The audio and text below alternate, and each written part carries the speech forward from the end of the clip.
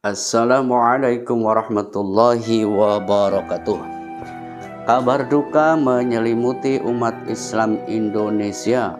Tokoh ulama karismatik Romo Kiai Haji Dimyati Rais meninggal dunia saat menjalani perawatan di Rumah Sakit Logorejo, Semarang, Jawa Tengah. Pengasuh Pondok Pesantren Al-Fadlu wal Fadilah Kaliwungu Kendal itu wafat sekitar pukul 1:13 waktu Indonesia Barat. Romo Kiai Haji Dimyati Rais meninggal di usia 77 tahun. Ulama yang menjabat sebagai Mustasyar PBNU itu lahir pada tanggal 5 Juni 1945 di Tegal Gelagah Bulakamba, Brebes, Jawa Tengah. Selain menjabat sebagai Mustasyar PBNU, Kiai Haji Dimyati Rais juga sebagai Dewan Syuro salah satu partai politik.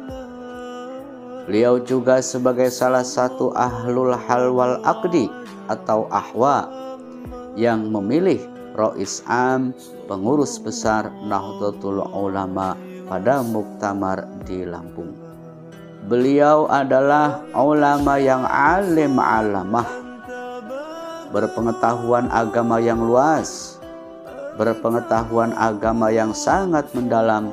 Beliau juga dikenal dengan ulama khas, yaitu ulama-ulama yang memiliki linuih, memiliki kelebihan-kelebihan di atas orang biasa, sehingga wajar kemudian umat Islam menganggap beliau salah satu wali dari wali-wali Allah.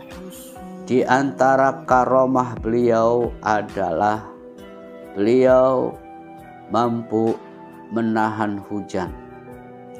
Dan karomah ini disaksikan oleh banyak santri yang ada pada saat itu. Saat itu pas ngaji, halaman dalam beliau sangat membludak, dipenuhi santri-santri yang ikut ngaji. Dan tiba-tiba hujan pun turun deras sekali, yang menyebabkan santri kocar-kacir lari tunggang langgang mencari tempat berteduh. Dalam kepanikan santri itu tiba-tiba beliau dawuh, wes ojo panik, mandeg udane, dengan bahasa Kaliwungu yang kental, yang artinya kira-kira begini, sudah jangan panik, mandeg hujannya, berhenti hujannya. Dan seketika itu, detik itu juga hujan pun berhenti seketika, padahal sebelumnya hujan itu lagi deres-deresnya turun. Kemudian santri pun berkumpul kembali dan ngaji pun berlanjut sampai selesai. Ketika pengajian selesai, beliau pun dawuh, ya Allah monggo menawi badhe neraske jawihipun. Artinya, ya Allah silahkan kalau mau meneruskan hujannya. Semoga hujannya ini adalah hujan yang manfaat dan barokah. Dan tidak menunggu lama, detik dan menit itu juga hujan kembali turun dengan derasnya. Dan seketika itu juga santri kembali kocar-kacir lari sakarpe dhewe mencari tempat berteduh.